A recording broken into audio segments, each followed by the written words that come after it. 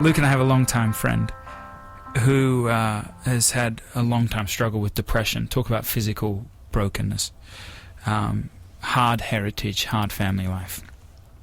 And there was a time in his life where he would literally live in darkness. He lived in this place, wood floors, wood walls, wood ceilings. He put blankets in the windows and rolled down the shades, switch off the lights for days at a time. And as we were working on this record, Luke and I wrote a song for him as he was walking through this season in his life. And the song made the record, and everyone was really enthusiastic about it. In fact, our friend was one of the most enthusiastic. We didn't tell him it was written about him, but he loved the song, loved it.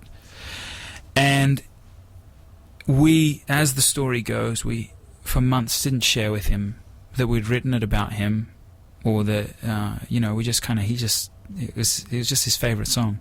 But we knew at some point we needed to tell him. So that day came, and Luke and I sort of looked at him and said, "Hey, we want you to know that this song is written about you." And he didn't say much. He just kind of stood up and he walked out of the room. He got in his car and he drove off. And Luke and I looked at each other and thought, "Oh, we've blown it. We've messed this up." 20 minutes later, he calls us, and we kind of apprehensively answer the phone, and he just says, "Thank you, thank you, thank you for writing this song about me and for me. It gives me so much hope, and it gives me, it moves me." And needless to say, later that day, we came into his room. He had his headphones on. I said, "Oh, what are you doing, man?" He said, "Oh, I'm just listening to the song." And he'd just been listening to it on repeat. And I share that to say this.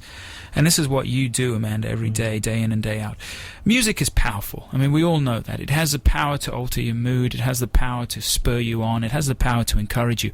But when you merge that power of music with the ultimate incredible power of the gospel, of what Jesus did, and you merge them together, we really believe, as for King and Country, that has the power to not only change someone's mood, alter their mood, or change their day, but change their life for eternity.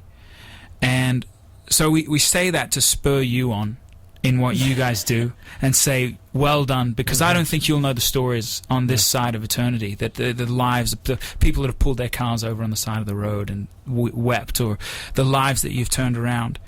But I also said it to say that's why we do what we do. We do it so that through it we can have more than a temporal, emotional, maybe fix or offer that to people, but rather that we can hopefully, through God's grace, impact people for life. You meet me right where I